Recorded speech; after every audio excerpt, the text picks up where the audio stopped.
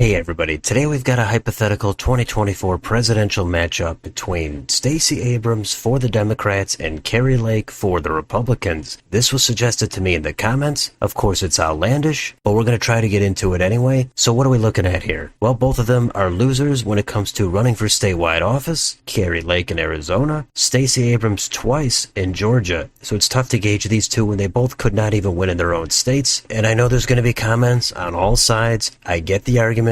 Kari Lake cannot win. January 6th, election denial. She's too Trumpian. And then there's also Kari Lake would ignite a lot of new voters. She speaks very well. She's anti-establishment and not filtered. That does have an appeal. So it all depends how you want to look at it. And with Stacey Abrams, she does also speak well. I think a little bit less so than Kari Lake, but she does embody the establishment. She also didn't exactly come out and concede in 2018 when she lost to Brian Kemp. She then went on to lose by a wider margin in 22. So I get it. You either love or hate one of these candidates depending on which side you're on. So I don't know how to gauge these states, but we're going to try to go through it anyway. We'll start in Alaska. Even with ranked choice voting, even with Sarah Palin losing in the midterms, I think this would still be around 10 points. It's possible it gets down under 10, but I think it would most likely be 10 to 12. Safe for Lake. Hawaii, safe for Abrams. Back up to the West Coast, Washington, Oregon, California, safe for Abrams. Now we've got Nevada. This could go either way. It borders Arizona. It's kind of a coin flip. Either the state is trending right and Kari Lake would win it, or she's too controversial and Abrams would win it. The proximity might help Lake very, very slightly. Anybody's guess is as good as mine. In the end, I settled on a tilt for Lake. Idaho, Utah, safe for Lake. Now we've got Arizona, Kari Lake's home state. She narrowly lost for governor. She's not your classic establishment Republican that Arizona likes, but it is her home state. That's got to give her at least a slight bounce. It probably could go either way, but in this matchup, the votes will be counted on election day, and Lake will win by a tilt margin. Montana, Wyoming, safe for Lake. Colorado, safe for Abrams. New Mexico, likely for Abrams. North and South Dakota, safe for Lake. Nebraska, at large, safe for Lake. The 2nd District, probably 4.5 to 5 points, maybe up to likely, but I put it at a lean for Abrams. Kansas, over 10, safe for Lake. Oklahoma, safe for Lake. Down in Texas, I still think it will be over 5, likely for Lake. Minnesota, over 5, likely for Abrams. Iowa, likely for Lake.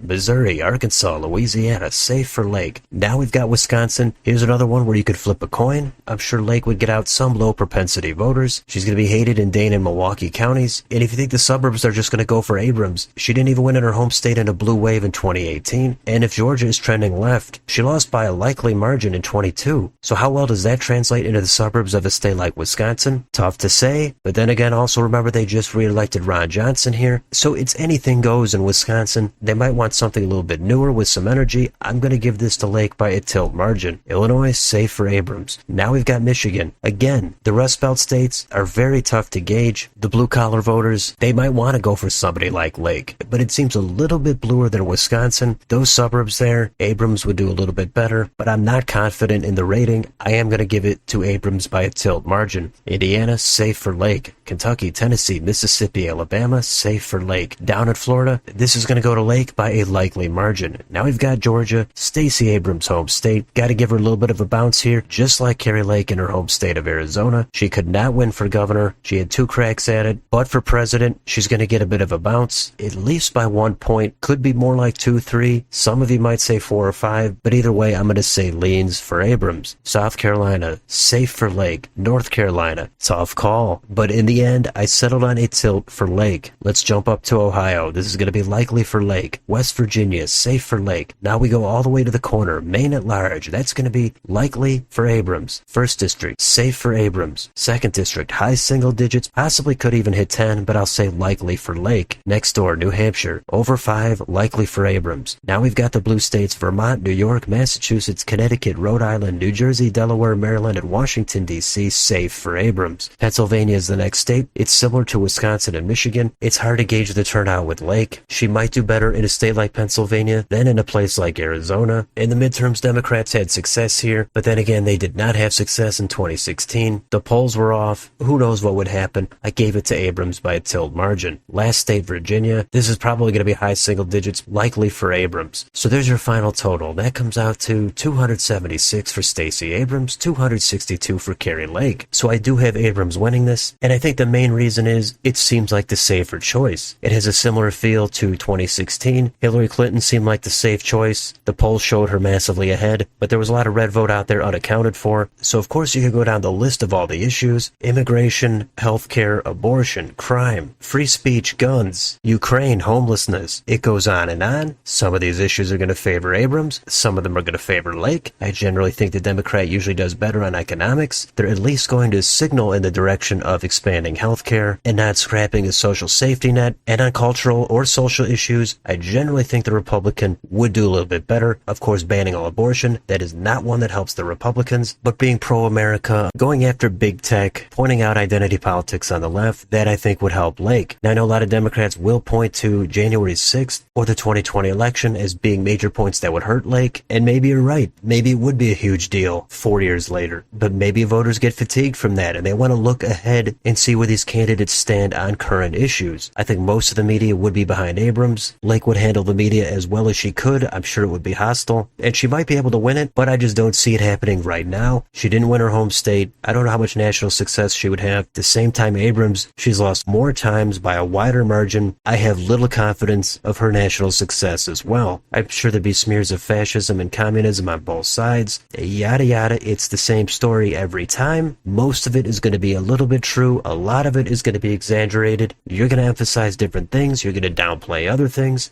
It's anybody's guess as to what would happen. This is a difficult matchup to do. I figured I'd do it anyway. Maybe it'll spark some conversation. So let me know in the comments, do you mostly agree with this map, or did I get it completely wrong? Lake would dominate, she'd sweep all the swing states, and Abrams would be a significant loser. Let me know down below. On your way out, don't forget to like, share, and subscribe. Hit the bell for notifications. Join the channel if you'd like to support it. Thank you for watching, and I will see you on the next video.